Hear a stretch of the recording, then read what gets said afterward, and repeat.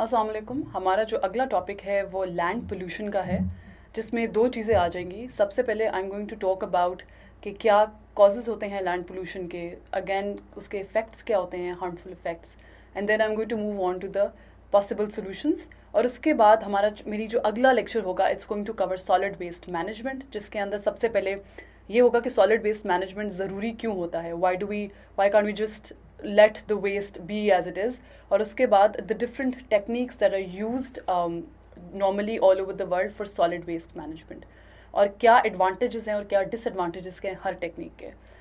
Let's move ahead.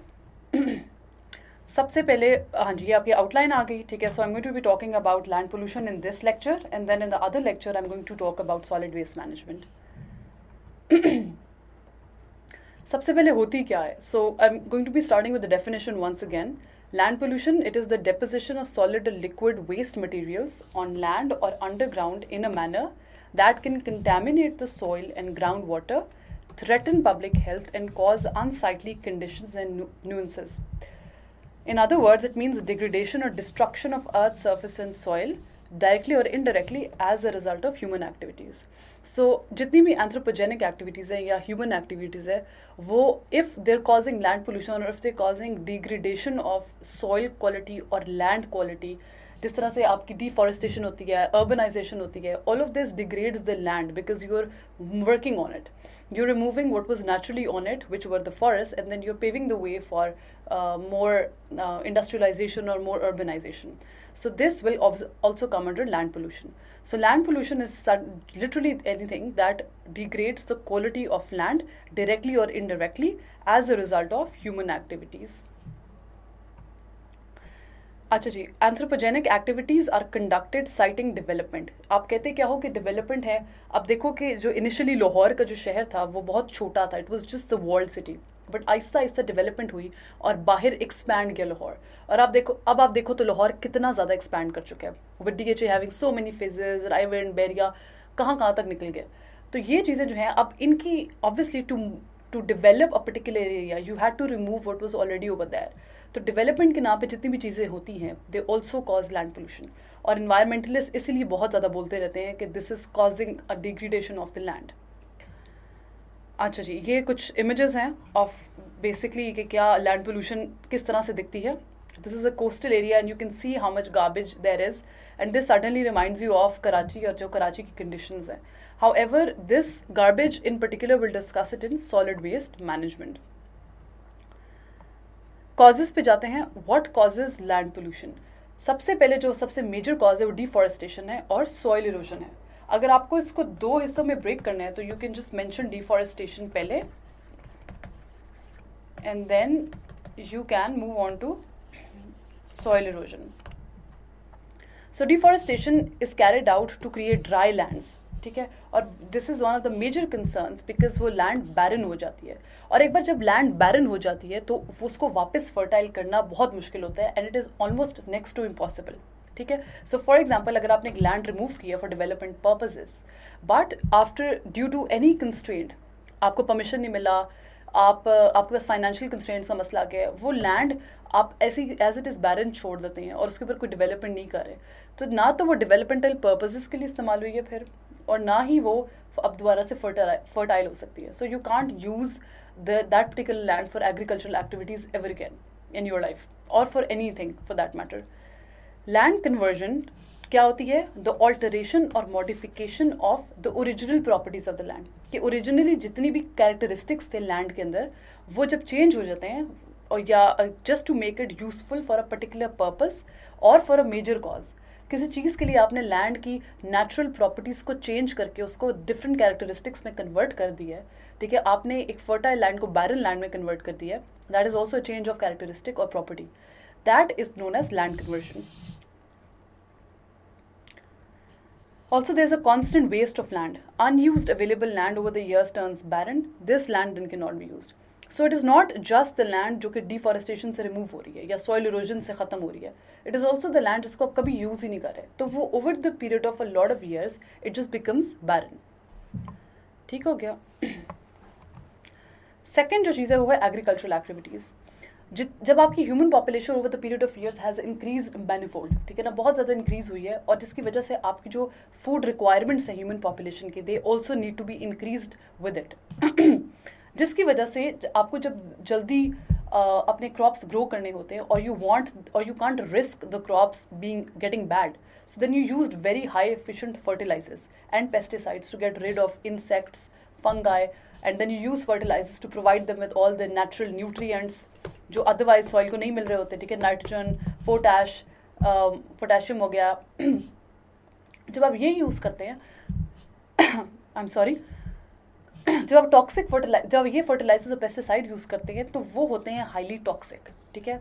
जितना आप इन chemicals को ओवर यूज़ करते हैं उसी क्रॉप्स के ऊपर, उसी लैंड के ऊपर, उसी एग्रीकल्चर के ऊपर, तो वो जो सॉइल जो कि पहले बहुत फर्टाइल होती है वो फर्टाइल नहीं रहती, वो लैंड जो होती है वो डिग्रेड कर जाती है, ठीक हो गया। तीसरी जो बहुत इंपॉर्टेंट चीज़ है वो है माइनिंग एक्टिविटीज़, ठीक है। During the extraction and mining activities जितनी भी लैंड स्पेसेस हैं they are created beneath the surface, ठीक है ना। जिस तरह से आपने अक्सर सुना होगा केविंग इन, लैंड केव इन हो गई, या कोई और प्रॉब्लम हो गया लैंड में ड्यूरिंग माइनिंग एक्टिविटीज़, ठीक है। आप ड्रिल कर रहे हो, आप एक्सट्रैक्ट कर रहे हो, आप मशीनरी, हैवी मशीनरी यूज़ कर रहे हो लैंड के ऊपर, it is going to cause degradation of the land, ठीक हो गया।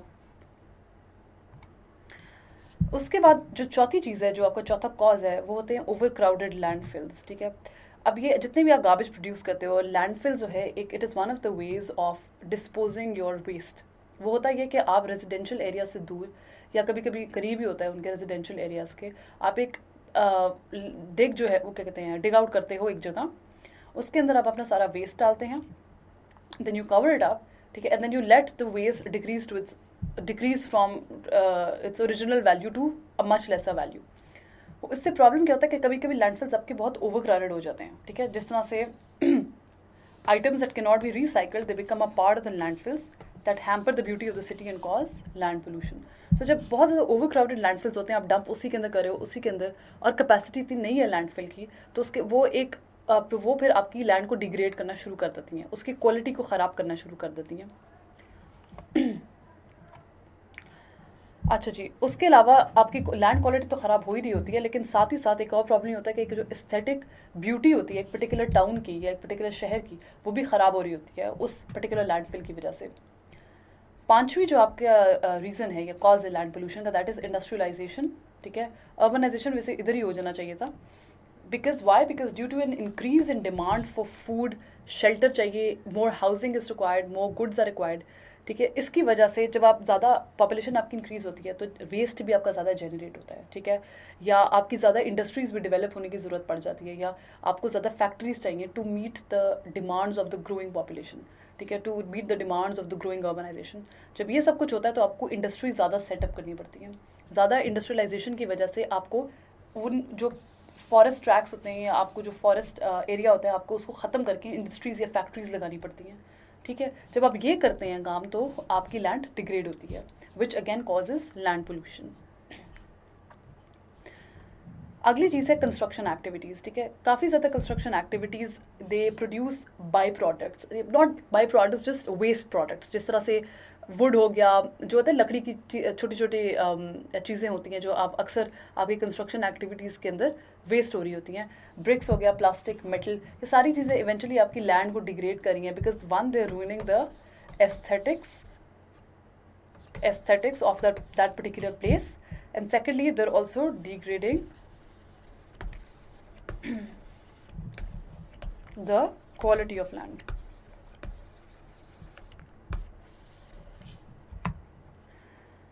अच्छा जी, सेवन्थ जो चीज़ है वो ये है कि आपके न्यूक्लियर प्लांट्स जो हैं वो फिजन के रिएक्शन से बहुत ज़्यादा न्यूक्लियर एनर्जी प्रोड्यूस करें। All of us know, go back to the lesson of energy resources, you'll find out कि न्यूक्लियर एनर्जी से किस तरीके से आप एनर्जी हार्नेस कर सकते हैं, and why is it considered to be a very popular source of energy, ठीक है।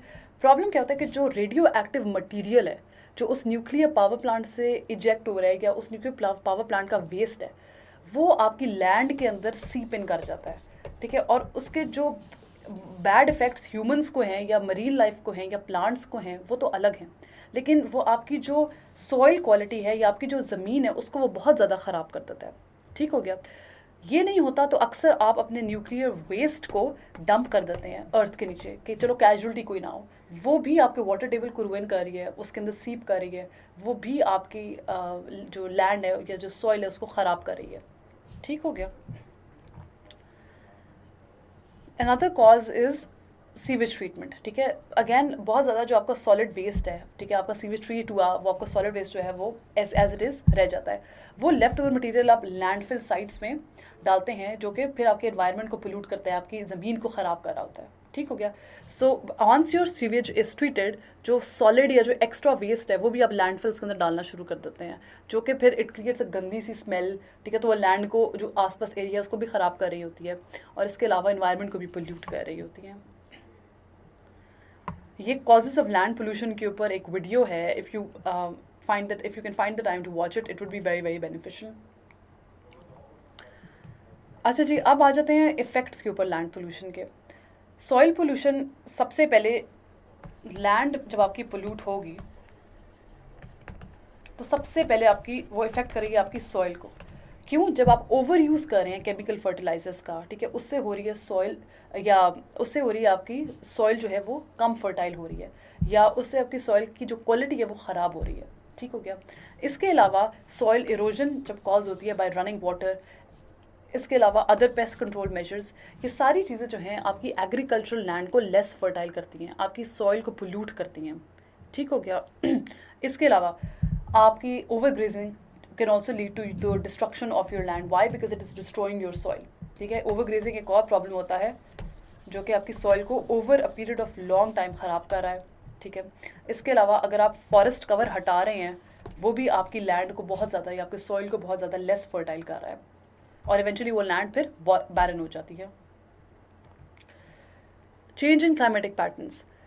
अच्छा, एक बार लैंड आपकी पोल्यूट हो गई तो उसके बाद it is going to be very hazardous और आपके इकोसिस्टम्स जो हैं वो डिस्टर्ब हो जाएंगे। वाई? बिकॉज जितनी भी आपकी स्पीशीज़ हैं that are living in a particular forest, ठीक है, और अब लेट्स से आप फॉरेस्ट को रिमूव करें, they are going to migrate to another place. ठीक है, they are going to move from their habitat. ठीक है, तो लैंड जब आपकी पोल्यूट होती है, इट डायरेक्टली और indirectly also affects your climatic patterns और योर इकोसिस्टम्स।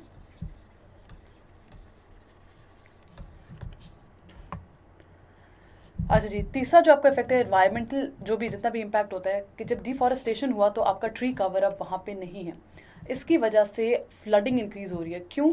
क्योंकि फ्लडिंग जो है आपकी बहुत ज़्यादा स्टॉप हो जाती है। आपके ट्रीज़ जो हैं, स्पेशली इन माउंटेनियस एरियाज़, आपके ट्रीज़ जो हैं वो एज अ कवर प्रोवाइड होते, कवर जो है वो एज ए यूज़ होते हैं for let's say wind, for very strong winds, very strong rainfall. और इसमें जब आपके ट्रीज़ नहीं होते तो this leads to a steep imbalance in the rain cycle. A disturbed rain cycle then affects a lot of other factors, जिस तरह से green cover आपका being reduced।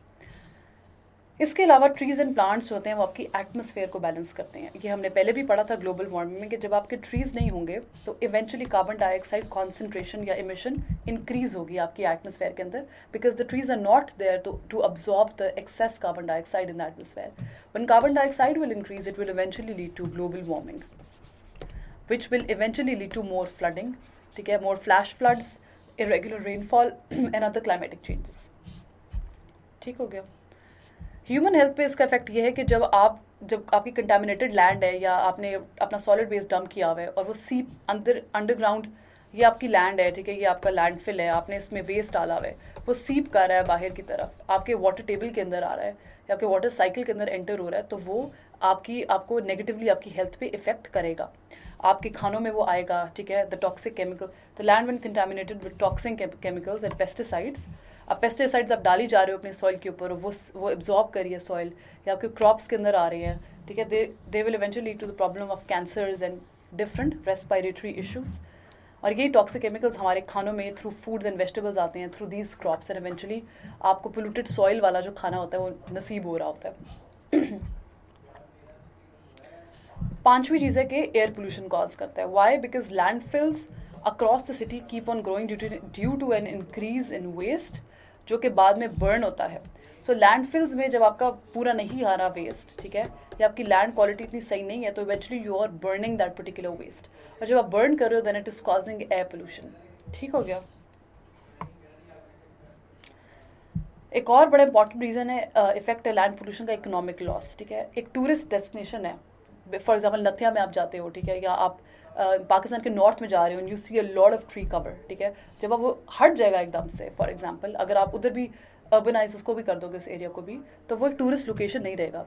अगर एक चीज़ टूरिस्ट लोकेशन नहीं रहती तो it eventually leads to a loss of revenue for the local people, तो इकोनॉमिक लॉस भी आपको बहुत ज़्यादा होता है।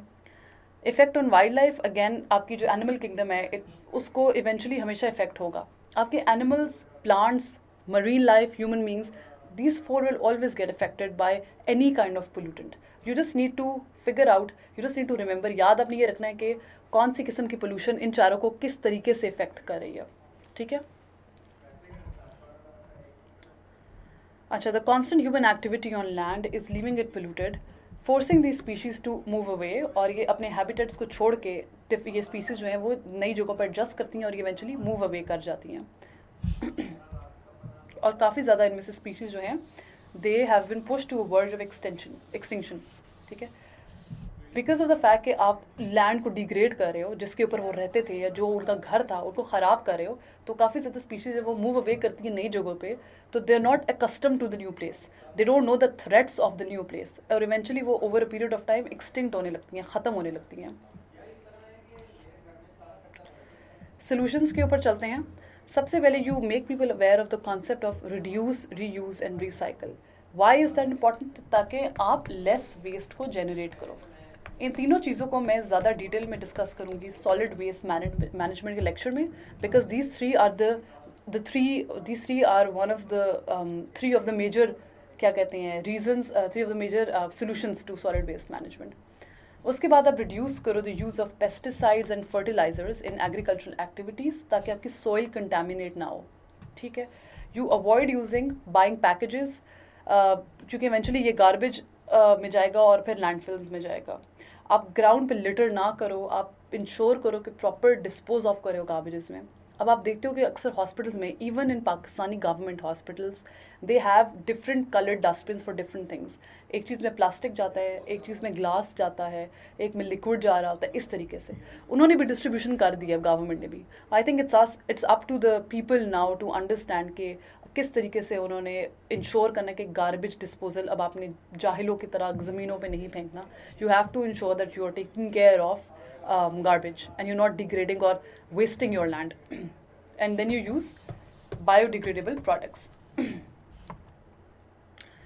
अच्छा, इसके अलावा आप ऑर्गेनिक गार्डनिंग कर सकते हैं, ठीक है। You eat organic food. Organic food क्या है? जिसपे आप नेचुरल पेस्टिसाइड्स यूज़ कर रहे हैं, ठीक है। आप केमिकल फर्टिलाइजर्स या केमिकल पेस्टिसाइड्स इस्तेमाल ही नहीं कर रहे हैं। सो नेचुरली वो जो खाना होता है वो भी अच्छा है, उसको हार्मफुल इफेक्ट आपको भी नहीं आएगा और लैंड को भी नहीं आएगा। And then you also create dumping grounds away from residential areas, कि इन केस अगर आपने डंपिंग ग्राउंड्स बनाने भी हैं तो उसको नीचे से सीप इन करके कम से कम रेजिडेंशियल एरियाज़ की फूड सप्लाई के अंदर ना आ रहे हों, कम से कम आप उनको away, you keep them away from residential areas, ठीक है। अच्छा जी, उसके बाद आता है सस्टेनेबल फॉरेस्ट मैनेजमेंट। बहुत ज़रूरी है कि आप अपना फॉरेस्ट कवर रखें, वरना आपकी लैंड जो है वो ख़राब हो जाती है, इरोड हो जाती है, स्ट्रॉन्ग विंड से अब सॉइल इरोजन होगी एक बैरन लैंड की, वो ड्राई हो जाती है। इसलिए सस्टेनेबल फॉरेस्ट्री बहुत ज़रूरी है to protect your soil from being contaminated और फ्रॉम बीइंग डिस्ट्रॉयड। और नौवीं जो चीज़ है वो ये है कि आप proper waste disposal management system करें, which is very very effective in reducing land pollution.